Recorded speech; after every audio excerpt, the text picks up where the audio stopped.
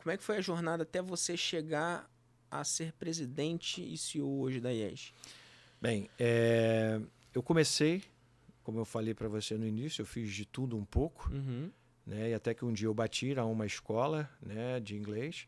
Essa escola, ela matriculava efetivamente, então eu era aquele vendedor que batia de porta em porta, inclusive lá em Realengo, né? Também andei muito por lá, fiz muita matrícula por lá, Realengo, Padre Miguel, Bangu.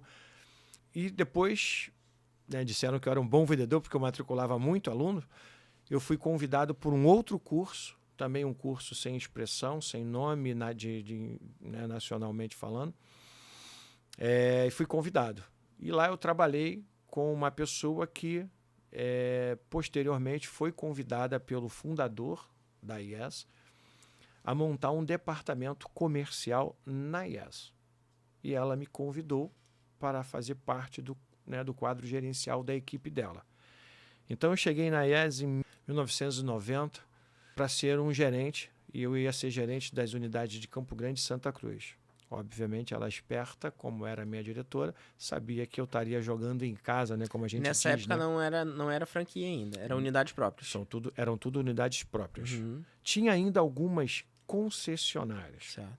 pouquíssimas concessionárias. Concessionárias, para quem não é do sistema de franchising, é o primeiro, a gente chama de aqui a primeira geração do franchising, né? E aí eu comecei ali, depois fui despontando, aí fui transferido para Bangu, fui ser gerente da unidade Bangu, que funcionava no antigo calçadão, né? Lá de Bangu. Eu me relacionei a uma pessoa que vinha a ser a mãe, que posteriormente veio ser a mãe da minha primeira filha. E o pai dela era gerente de banco, né? E aí,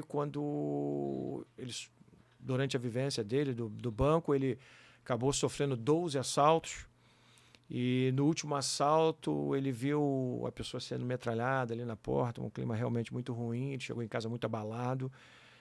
E a gente estava começando, obviamente, o relacionamento, nem conhecia direito. E aí ela falou assim para mim, meu pai vai sair do banco. E eu já sabia que ele tinha 24 anos de banco. E eu sempre fui muito bom de matemática. E eu deduzi que ele receberia uma boa... Sim. Com certeza, uma boa... rescisão ali. E aí eu falei assim, e ele não sabe o que vai fazer. Eu falei assim, se eu fosse ele, eu montaria uma franquia da IES. Opa. Falei para ela. E ela falou para ele, e ele veio perguntar como é que funcionava. E ali eu disse um pouco, ele se interessou, e aí a gente montou a nossa primeira franquia. E dali eu deixei de ser funcionário da IES e passava a ser franqueado da IES. Esse ano era, mais ou menos? Isso foi em 91.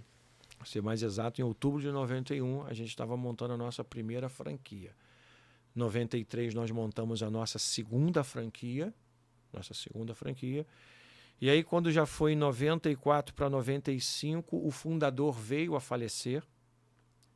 E, obviamente, os herdeiros tiveram que assumir, e eles não eram participativos na gestão do pai. E naquele momento a gente estava tendo um problema muito parecido com o que a gente viveu quase que agora, né? Era um momento de turbulência, porque as pessoas, naquela época, se comprava muita coisa através do leasing, né? E nós tivemos uma disparada do dólar na época, e ele tinha feito algumas aquisições, né, através do leasing, através do dólar, então isso aí impactou diretamente as finanças da empresa. E os seus herdeiros tiveram que assumir a empresa naquele momento turbulento, e aí, consequentemente, não conseguiram ir adiante. E aí eles passaram, né, venderam, porque não queriam que a marca se acabasse naquele momento, porque era para onde certamente caminharia, né, e tinham responsabilidade com as outras escolas. E aí venderam para aquele que até então, na época, era o meu sogro. E nesse momento eu já era franqueado de 7 unidades.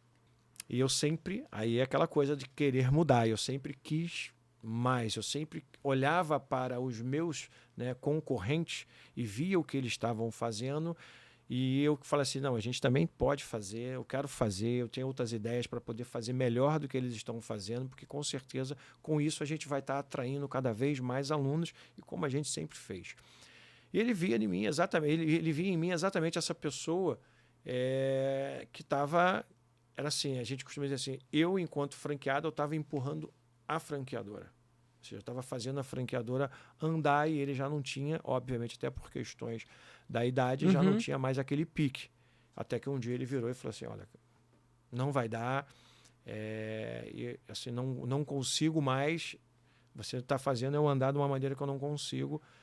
Então, assim, vamos sentar aqui e vamos conversar. E aí sentamos, conversamos e ali a gente fechou o negócio. E a partir daquele momento, eu passei a ser o CEO do grupo.